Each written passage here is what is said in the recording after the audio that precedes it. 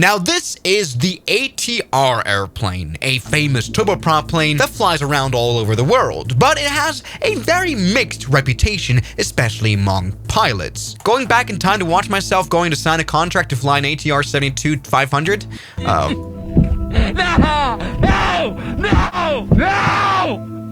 Yeah, the ATR turboprop plane, a plane that pilots regret taking a job offer on. It can be a bit of a shock when you realize how old-fashioned and primitive this airplane is. Today, let's go ahead and analyze this bad reputation of the ATR. In the flight sim flying this plane, we have the ATR 72-600 though, which is the modern version of the ATR with a modern cockpit. The 500 that the meme was talking about is a bit more outdated and probably sucks a little bit more to fly. Yes, this is like the main thing about the ATR. It is a very classic airplane, and the systems cannot at all compare to modern, Airbus planes, for example. And well, the thing about the ATR planes always is as well that you hear it in the news a lot.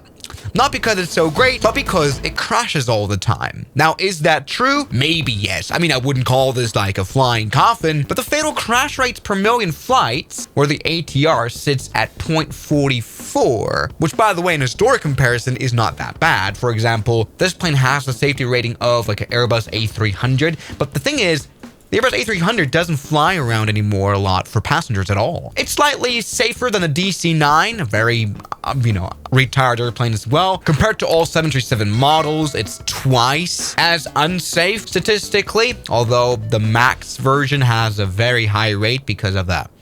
Crashes. So yes, by modern standards, is a little bit of an unsafe plane, but that's also because this list here, the fatal crash rates per million flights, sums up all the historic flight events all the way from 1988. And yes, that's where you can also tell this plane is a little bit outdated because it's kind of stayed the same over the years. And the interesting thing about these crashes is that they're mostly because of a few particular reasons that can be derived by the airplane's design. But we'll get to that in a second. Let's go ahead and turn on this plane. As you can see, it is French. It almost looks a little bit Airbus-y, but like a million times more complicated. And that always gives you room for error. Yes, most of these crashes are pilot mistakes in some way. There you go, we're turning on the systems. This is, once again, the most modern version of the ATR. It does have screens. That's a start. I guess the 500, once again, is not as modern. Wonder if I can just simply turn on this airplane. Let's start A and B. Starting 1. See if that works. On. Let's put the condition leveler to what? Auto? Yes, and that works. You can see the left engine turn on. Yes, this is the modern version of the ATR with modern engines. At least they don't fail all the time. That is good. But here you can see a little bit of a design flaw already. See the condition levers, which to simply explain it are levers which you can just simply turn off the fuel for the engine, are right next to the flap lever, which can be a bit of a danger, accidentally turning off the engine when you want to set the flaps down. Now, you may remember what happened on the Swift Air 737, where pilots accidentally turned off the hydraulics by switching the wrong switch. And well, this design choice has killed people. For example, in the Etihad Airlines Flight 691, which happened in 2023, not too long ago at all, where the pilots accidentally changed the position of both condition levers to the feathered position, which resulted in the loss of thrust, leading to the aerodynamic stall and crash, where the captain called flaps 30, but the first officer didn't put the flap lever to 30, but put the engine to feather, which means off, practically. And now we shut down. There you go, still working. So yes, an inherent failed design, maybe. Although I think it would be very hard to confuse the two levers, to be honest. Either way, let's go ahead and start taxiing here. And well, of course, this is not a very big airplane. It's a bit of a cramped cockpit. Also, it is quite loud in here, but, pilots wear headsets, so they probably don't mind as much. Now, let's take off now. On this plane, I don't want to make it sound like it's, unsafe or anything. It is safe, but definitely not flawless. Come on, let's do it. Yeah, see this. Ah, that was kind of a tail strike. That happens. Come on, go full power. I need more power. Yes. Now, landing gear up.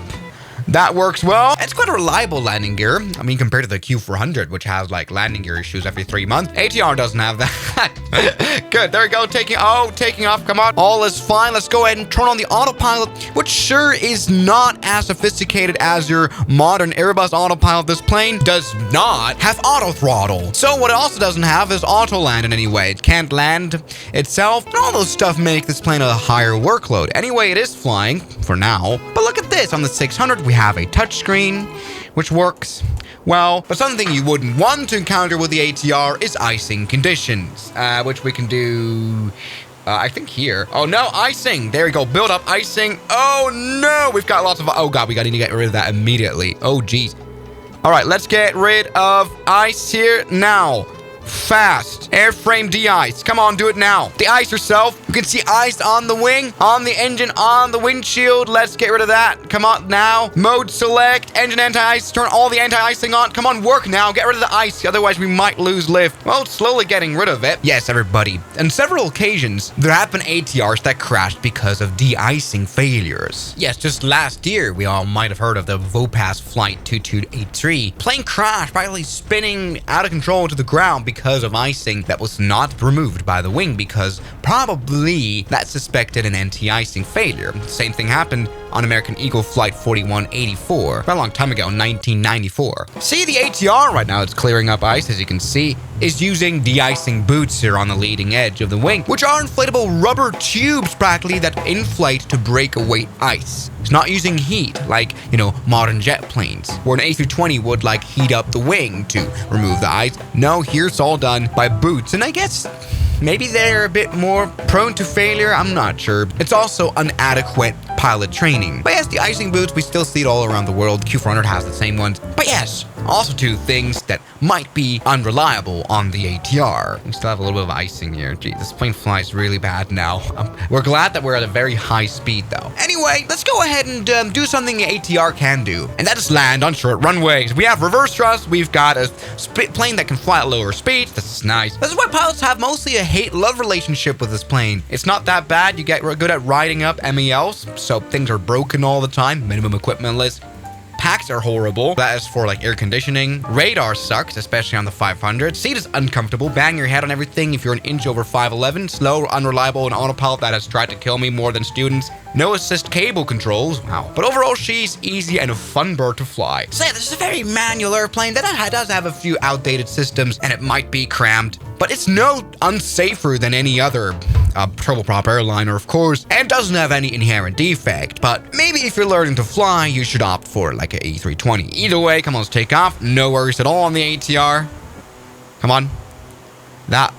Oh, a little bit of worry there. Jesus Christ, that hasn't worked out at all. See if we can do a landing here. That was crazy. God, I hate the alarm that the trim makes when you use it. Jeez. Interesting thing about this plane, by the way, is that it's one of the only Microsoft Flight Sim planes that I know that can actually put out reverse thrust mid-flight. You can actually do that.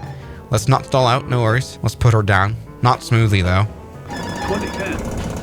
Yeah, there you go, hard landing with no trouble. We can stop in literally 0 time. Holy moly.